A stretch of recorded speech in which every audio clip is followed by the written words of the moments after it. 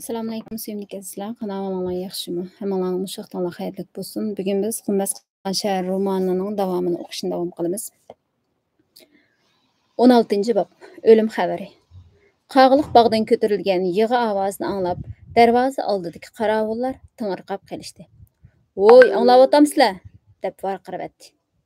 Bu ovozni dastlabda anglagan qarovul. "Nimani?" "Yig'i ovozini." Bog' ichidan anglayotdi.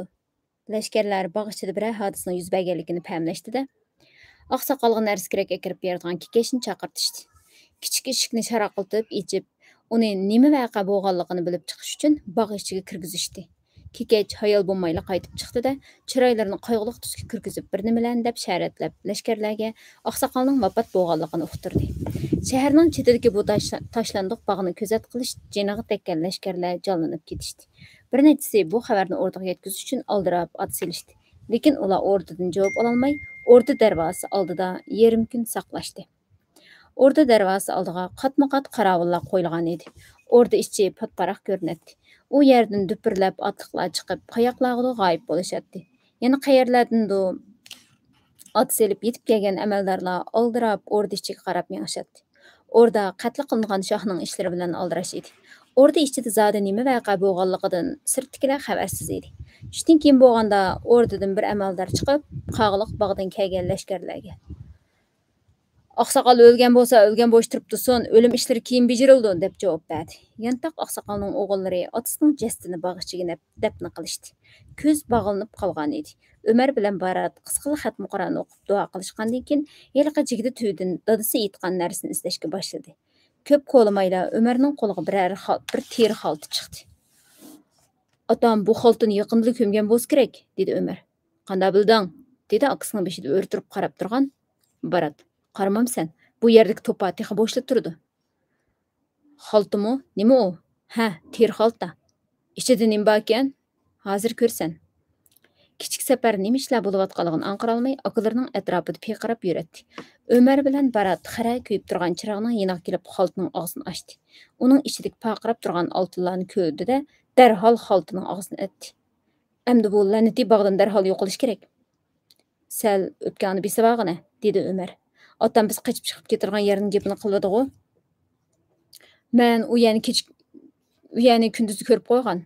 Shu kecha lashkarlar bog'ning ko'zat qilishni qo'yib, cho'ng darvoza oldiga yig'ilib olishgan edi. Bog'ning ichidagi cho'ng jinoyatchi o'ldi.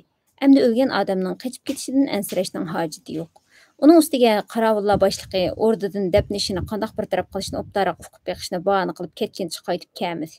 Qarovullar endi o'zining parangiga tushib ketishdi. Uzun vaqt bu la'nat tekkan jindixonni qarovullar qag'liq bog'ini shundoq atishadi. Ko'zat qilib zerikkan lashkarlar endi bu ishdan ozod bo'lganligini o'ylab xushal edi. Chunki bu yerda vaqt o'tkazganda ular uchun qilch foyda yo'q edi. Shaharning boshqaroq bir aplik joyida bo'lganda ular allaqandoq bir bahonalarni tepib chiqib, yo'ldan o'tgan dehqonlar, kasblar, savdogarlardan xilil bir nimalarni undirib ola oladi. Shahar ichida yana ko'ngil ochadigan so'rinlar to'lib turadi. U yerda xohlagancha ichib chiqag'il bo'ladi. Bu la'nat tekkan jin o'zining atrofida bo'lsa, kichik qog'larning qaqillashlari, o'qishlarning ulashlari dan boshqa hech nimani anglag'ili bo'lmaydi. Bu yerda uzun vaqt kuzatib turib, zerikib sarang bo'layli degan qarovullar shu tapda endi buningdan keyin o'zlarining qayerlarda vazifa o'taydiganligi to'g'risida qizg'in farazlarga tushib ketdi. "Hey, bir yillari men shahar ko'chalarini kechida kuzat qilishga chiqib, obdalla tirilib qolgandim", dedi bir lashkar. "Uning qandoq tafovut qilg'il bo'ldi?" deb so'radi yoshroq bir lashkar. "Qandoq desanglar, kechida menga har qandoq bir odamni to'sib, nima deb kechida yo'l yursan, shoyimizning yangi farmonida xabaring yo'qmi?" deb bir ikki popuz qilsanda, yonchiqlarni aqtirib qo'rg'lab qo'ysan. Eng yaxshi ovqat shu", deb tasdiqladi ikkinchi lashkar. "Ko'chalarni aralab yurib, ba'zida qamar bo'layotgan so'rinlarning tepsiga tushsan, qamarvozlar ishtinning tushib qolganini qaramay qochadi. Tavqadagi pulning hammasi sening bo'ladi." "Hey, unimi deysizlar, bunimi deysizlar", dedi yana biri. "Sizlarga desam borg'u, ishning o'zori naq podshoning o'rdasi ichida qorovullik qilishmikin deyman." "Voy, shohning o'rdasida qorovullik turib qolishdan xudo o'zi saqlasin", dedi qeri bir lashkar. "U yerda sana tirnoqchilik erkinlik bo'lmaydi. Yog'ochda qetib turmoqdan boshqa gap yo'q." "Voy, sen nimani bilsa?" deb qarish chiqdi qerining so'ziga heliqi lashkar. "Mana men u yerda turib ko'rgan. Qiziqchilikning hammasi shu yerda. Bir qatam bir shahzoda ziyofat bo'layotgan uylarning biridan mast daldangishib chiqib, tun 20dan oshgan vaqt edi. Shahzoda meni chaqirib, meni ovi tarafga yetkazib qo'y deb shohning kinizaklari turadigan bog' tarafni ko'rsatdi. Qo'rqib ketdim. Shohning kinizaklari turadigan bog'qa qolayimqa yaqinlashishga bo'lmaydi. Shahzoda o'zlari mast bo'lib qopla, hujralarga yetkazib qo'yay dedim. Jiningdan to'ydingmi qandaq deb bir oliyvidi, ilojsiz uni yo'lab mangdim. Bog'ning eshik oldida turgan ikki qorovul bizni un chiqmay o'tkazivyapti. Eshikni ochgan yana bir lashkar bizni boshlab mangdi. Boy u shahzodaning qaysi kinizak bilan bodi keldi borligini biladigan. Bir ko'lni oylanib o'tdik. Bir tosh balandpaydan tushdik. Yana bir egim ko'rikdan o'tib, yana bir tosh balandpaylardan tushdik. Bizni boshlab ketayotgan lashkar. Ana ovi uyga kirdi dedi, orqasiga yenib ketdi. Qarasam, oldimdagi gullik ichida bir imorat turibdi. Eshikni bir kinizak ochdi. Heliq kinizakning chiroyliligini demamsizlar. Uzun bir zalga kirib qoldik. Zalning ikki tarafida eshik bilan mahkam yopig'liq turibdi. Kinizak bizni zalning eng chetidagi uyga boshladi. Bu uydagi jabduqlarning isilligini aytaymi, ichkirki uydan yana bir kinizak chiqib shahzodaning qo'limdan oldi. Shahzodaning ko'ngil ochadigan kinizak shu o'xshaydi.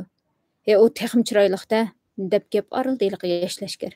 Rostini desam, uning chiroyiga tikilib qarayolmadim. Uningdan kelayotgan xushbiroq, yenik shipirlab mengishlar qarab, hushimni yo'qotib qo'yay dedim. Texim qiziq shu yerdan qaytib chiqayotganimda bo'ldi. Shahzodani shu yerga qo'yib qaytib chiqdik. Heliqi bizga dastlab ishga ichib bergan kinizak meni uzitib qo'ymoqchi bo'lib, yana zal bilan ilib mangdi. Tashqarqi ishga yaqinlashgan vaqtimizda u meni birla tortib yonidagi uyga kirib ketdi. Nima bo'lganligini bilolmay qoldim. Eshikni guppida yopdi-da, ustidagi kiyimlarni selivatdi. Hey, sen nima qilyapsan deb qo'rqqanimdan jaloqlab titrab ketdim. Kel, deb meni bir tarafga tortdi u. Qo'y, mundaq qilma, mening beshim ketadi deb yolvurdim. Heliq yolg'izlikda zerikib o'lay degan kinizak o'xshaydi. Gapimni anglaydigandek emas. Gapimga kirmasang, menga chiqildi deb tuhmat qilaman. Baloga shu chog'da qolasan. Bo'l, ishingni chaqqan putur, dedi. Ilojim yo'q, jaloqlab titrab turib uning yinida birdam yotdim va qaytib chiqdim. Anglanglarmi, dedi bir lashkar. Beg'amlar shahri degan yerga borgan lashkarlar noyat biyib ketibdi-daqo. U yerda chiroyli xotinlarmi behchiqga. Biz mushu bog'da saqlab yotgan jinoyatchi asli shu shaharning podshosimish. Bu gapcha, u shaharning podshosini biz bu yerda kuzat qilib yetibdimiz. Foydani boshqa xo'jamlar opdi-da. O'rdaga u yerdan o'ljilingan mollarni ortgan karvonlarning o'yg'i uzilmay kelyotidi deydi. O'rdadagi amaldorlarning muamalini o'stirgidek. Ha, rost sizlarga aytaman deb unutibdiman, dedi atdigan yontaq oqsoqolning o'limini o'rdaga xabar qilish uchun borgan qorovullarning biri. O'rdada bir avval bo'ldimi qandoq o'rda ichi bek patparaq ko'rindi. Hey, u ishlar sen beshingni qatuma, dedi heliq qeri qorovul. O'rda deganda har kuni xilma-xil ishlar yuz berib turdi. O'zimizdan parangni qilishayli. Bir haftadan keyin yontaq oqsoqolning o'lim ishini bir taraf qilish uchun o'rdadan amaldor chiqdi. Darvozani ochib, bog'ga kirib hamma hayron bo'lishdi. Bog'ning ichi go'rdek jimjit bo'lib, o'choqlarning kuli allabirdan sovib ketgan edi. Bog' ichida na oqsoqolning, na uning bolalarining qarisi ko'rinmaydi. Qorovullarning vaqirashlariga, o'pibning sayrashlari, qurg'an shox ustida o'ltirgan paxtaklarning guguldashlari javob bo'ldi. Qorovullar to'rt tarafga tarab, bulung pushqoqlarga qo'ymay izlab, bog'ning ichini ostin ustin qilyapti. Oqsoqol va uning bolalari qanot yasab uchib chiqib ketgandekla g'oyib bo'lgan edi. Bu nima gap? Dedi yong'oq darxi yenidagi tom to'shkini ko'ygan amaldor. Bu deb duduqladi necha kundan beri tomning shu tarafini kuzat qilgan qorovul. Men bu yerda necha o'tgan, bu to'shkini texi boqqa suv kiradigan sungishmikin debdiman. Qaras qilib tekkan bir kochat bilan heliqi qorovul orqasiga uchib tushdi. Hunna yemaslar. Senlar bu yerda uxlab yetishibsan. Ular tomni teshib qechibdi deb o'z-o'ziga savol qo'yib o'ylanib qoldi amaldor. Boshqalarga tom teshib qechib chiqib ketsin. Oqsoqolning o'likimi billa qechib chiqdamdi. Sizlar oqsoqolni o'ldi deb ma'lum qilgan emasmidinglar? To'g'ri, u o'lgan edi. O'lgan bo'lsa uning o'ligi qani? Zodi uning o'lgini kim ko'rgan? Sen ko'rganmi? Amaldor qorovullar boshliqqa tikildi. Bizda bog'ga kirish huquqi yo'q edi, deb e'tiroz bildirdi qorovullar boshlig'i. Shu kuni atiganda bog' ichida yig'zor ovoz anglandi. Biz nima vaqa bo'lib bo'lganligini bilib beqish uchun xos xodimni kirgizdik. Oramizda shuning qilib bog'ga kirib chiqish huquqi berilgan. U bizga oqsoqolning o'lganligini aytdi. Biz bu xabarni qoida bo'yicha Bu gap bilan heliqi bichara Kekech baloga qoldi. Amaldor Kekechning yoqasidan tutib, silkishtirib turib so'radi. "Ita, zodi sen oqsoqolning o'ligini o'z ko'zing bilan ko'rganmi? U nim bo'p o'lgan? Qandoq o'libdi? Sen kirganda uning bolalari nim qilayotgan ekan?" Kekech konidan tushuniksiz tovushlarni chiqarib, qo'llarini sharatlab tipirlab ketdi. "Bu nima deydi?" deb atrofga qaradi. Hech nimani tushunmagan amaldor. "Uning o'lganini o'z ko'zim bilan ko'rganman" deydi. "Balkim u shu chaqda yolg'ondan o'lgan bo'p yetib olgandu. Ularni qayerdan bo'lsa izlab tepinglar." Shuning bilan shahar darvozasi, shahar atrofi ko'chalarida jiddiy axtirish boshlanib ketdi. Qarovullar, puxroch yasangan josuslar, qandoqdir bir choyxona, oshpazxonalarning o'tin yog'och qo'ydigan uylari, savdogarlarning omborlariga usibli kirishatdi.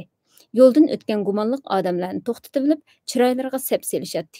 Amaliyotda ularning hech qaysi Yantoq oqsoqol va uning bolalarining chiroyini ko'rishmagan edi. O'lib ketgan Yantoq oqsoqol ularning oldiga do'qirib qolgan taqdirdami hech qaysi tonimagan. Ular qarg'ularcha axtarishadi. Aldirashchilik ichida har tarafga chapatdi. Bu chaqda Yantoq oqsoqolning o'g'illari yiroqdagi bir yo'lda aldirash ketib bormoqda edi. Bu bobni shada oxirlashdi. Davomini o'qiymiz. Allohga omonat. Keyingi bobda ko'rishaylik.